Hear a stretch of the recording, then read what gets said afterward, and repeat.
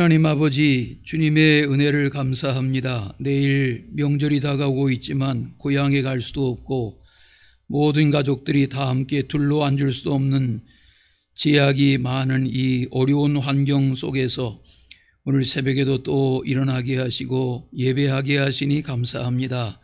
하나님, 오늘도 기도하는 우리의 기도가 하나도 헛되지 않게 하시며 우리의 기도가 나라 끝까지 열방까지 품고 기도하는 은혜의 나날로 이끌어 주시기를 소원합니다. 병원에서 병상에서 또 가정에서 불편한 몸으로 새벽을 맞은 환우들을 긍휼히 여겨주시며 새학년 준비해야 하는 어린아이들, 청소년들, 젊은이들, 입시의 어려움을 겪고 있는 모든 가정들 싸매어 주시고 지금 보여지는 것만 바라보지 말고 앞날에 주님께서 회복하실 은혜의 날을 소망하며 믿음으로 꿋꿋하게 살아가는 보험사 되게 하여 주옵소서. 오늘도 드려지는 예물을 받으시며 주님 말씀 속에 진리를 깨우쳐 주옵소서. 감사하며 예수님의 이름으로 기도하옵나이다. 아멘. 오늘 말씀은 마태복음 12장 38절부터 50절까지입니다. 그때 서기관과 바리새인 중 몇 사람이 말하되 선생님이여 우리에게 표적 보여주시기를 원하나이다. 예수께서 대답하여 이르시되 악하고 음란한 세대가 표적을 구하나 선지자 요나의 표적밖에는 보일 표적이 없느니라. 요나가 밤낮 사흘 동안 큰 물고기 뱃속에 있었던 것 같이 인자도 밤낮 사흘 동안 땅속에 있으리라. 심판 때에 니느웨 사람들이 일어나 이 세대 사람을 정죄하리니 이는 그들이 요나의 전도를 듣고 회개하였음이거니와 요나보다 더 큰 이가 여기 있으며 심판 때에 남방 여왕이 일어나 이 세대 사람을 정죄하리니 이는 그가 솔로몬의 지혜로운 말을 들으려고 땅 끝에서 왔음이거니와 솔로몬보다 더 큰 이가 여기 있느니라.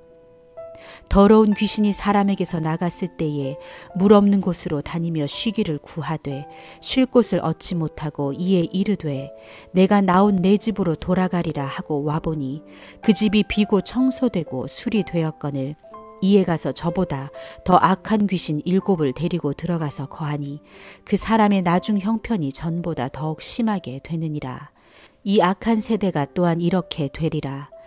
예수께서 무리에게 말씀하실 때에 그의 어머니와 동생들이 예수께 말하려고 밖에 섰더니 한 사람이 예수께 여짜오되 보소서 당신의 어머니와 동생들이 당신께 말하려고 밖에서 있나이다 하니 말하던 사람에게 대답하여 이르시되 누가 내 어머니이며 내 동생들이냐 하시고 손을 내밀어 제자들을 가리켜 이르시되 나의 어머니와 나의 동생들을 보라.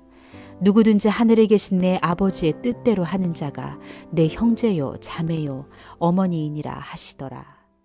내일 명절이 다가오고 있지만 정부의 지침을 따르려면 가족들이라도 5명 이상 한자리에 둘러앉아서는 안 되는 그런 제약이 있는 여건에서 명절을 기다리고 있습니다.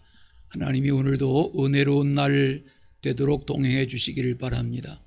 오늘 말씀에는 서기관과 바리새인들 중에 몇 사람이 예수님께 표적을 구하는 일, 그때 예수님께서 요나의 표적밖에는 더 이상 보일 표적이 없다 하는 말씀으로 3일 후에 부활하실 죽음과 부활에 대한 것을 요나의 물고기 뱃속에서의 3일 사건을 비유로 교훈하신 그런 내용이 오늘 앞부분에 소개되어집니다.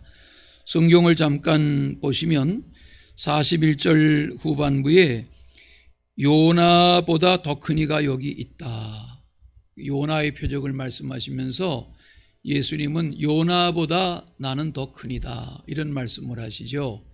그리고 42절 끝에 보니까 솔로몬보다 더 큰 이가 여기 있다 이런 비교를 말씀하세요. 우리 요 며칠 전 분량으로 되어 있는 묵상하신 12장 6절에 보면 이 성전보다 더 큰 이가 여기 있느니라 그런 말씀을 하셨어요. 이 마태복음 12장에는 그런 비교급, 성전보다 더 크고 요나보다 더 크고 솔로몬보다 더 크고 이런 비교급의 표현으로 주님이 누구신지를 말씀하시는, 특히 여기 서기관과 바리새인들은 예수님에게 진리를 깨우치려고 다가온 이들이 아니죠. 뭔가 꼬투리를 잡고 시비를 찾으려고 하는 이들이죠. 또 표적을 구하는 것도 마찬가지죠. 얼마나 많은 표적을 그동안 행하셨지만 예수님께 또 다른 표적을 요구하는 것은 예수님을 시비하는 것이죠. 그런 저들에게 주님은 나는 성전보다 더 크고 요나보다 더 크고 솔로몬보다 더 크다 이런 비교의 말씀으로 나는 이 세상의 그 어떤 누구와도 비교할 수 없는 존재로서의 하나님의 아들이시다 하는 교훈을 말씀하시는 거죠. 주님이 이 땅에서 행하신 모든 표적도 마찬가지죠. 요한복음으로 말하면 수가성에 있는 일들, 가나혼인 잔치에 있는 일들, 이런 모든 일들, 한 사람의 심령의 변화나 한 잔치집에서의 새로운 포도주의 표적이나 이런 모든 것의 시작으로부터 죽은 자를 살리고 벳세다 광야의 무리들을 먹이고 무리를 걷고 각색병자를 고치고 귀신을 내어쫓고 하는 그 모든 표적, 마태마가 누가에서는 기사 혹은 이적 이렇게 하지만 표적이라는 표현이 요한복음에 주로 나오는데 오늘 마태복음이지만 마태복음에서 표적이라는 표현을 사용하고 있어요. 예수님은 표적을 위해서 오신 분이 아니세요. 예수님의 표적을 보이신 또 비유를 교훈하신 목적은 회개케 하시고자 하는 거죠.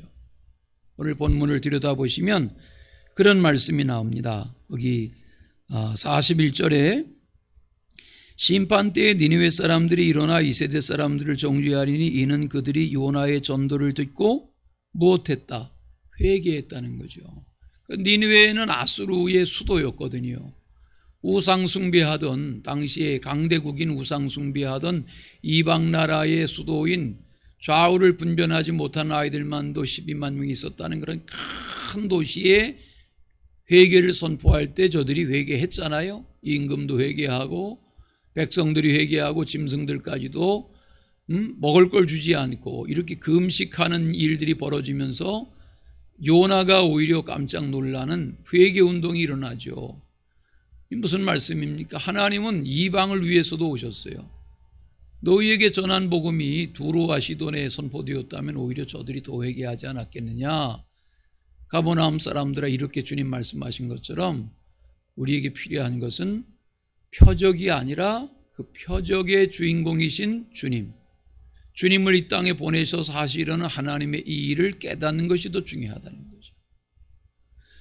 자, 그런 일과 더불어서 그 뒤에 귀신에 대한 43절 잠깐 보시겠어요? 더러운 귀신이 사람에게서 나갔을 때에 물 없는 곳으로 다니며 쉬기를 구하고 쉴 곳을 얻지 못하고 이에 이르되 내가 나온 내 집으로 돌아가리라 하고 와보니 그 집이 비고 청소되어 수리되었다. 그가 나가서 더 악한 귀신 7을 데리고 와서 거하니까 형편이 더 악해졌다.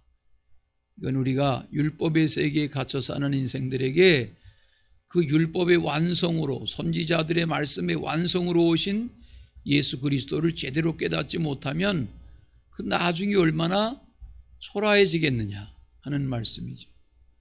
주님을 주님답게 믿고 복음을 복음답게 깨닫고 신앙의 삶을 사는 그런 우리가 되기를 소원합니다. 자, 그 뒤에 말씀에는 46절에는 이 아이는 전혀 다른 내용이 나오죠.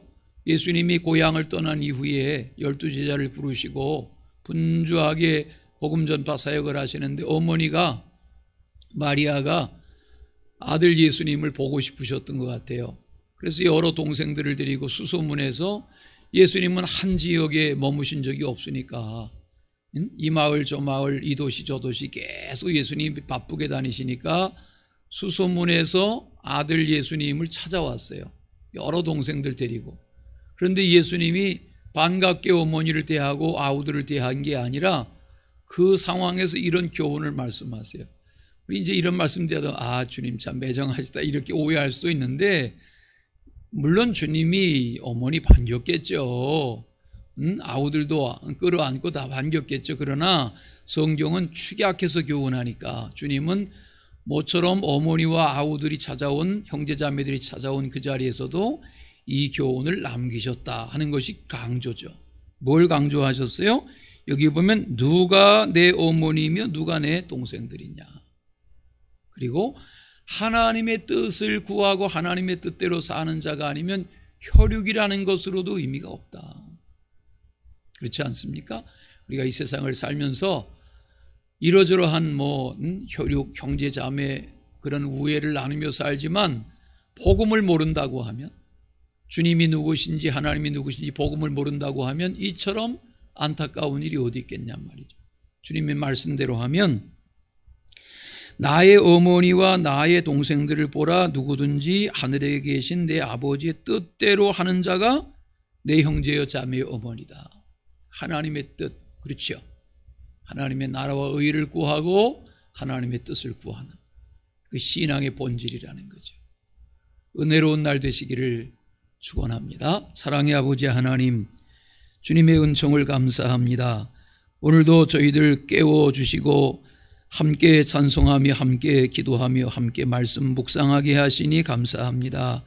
시작된 이 명절의 날들 중에 가족들과 서로 무난하게 하시고 다 같이 식탁에 둘러앉지 못하나 마음을 담아 서로를 돌아보게 하시며 믿지 않는 가족들의 영혼을 불쌍히 여기고 복음 전하는 오히려 기회가 되게 하시며 우상 숭배하려 하지 않고 선조들의 은덕을 기리며 믿음의 가정답게 이 날들을 지내도록 인도하여 주옵소서. 감사하며 예수님의 이름으로 기도하옵나이다.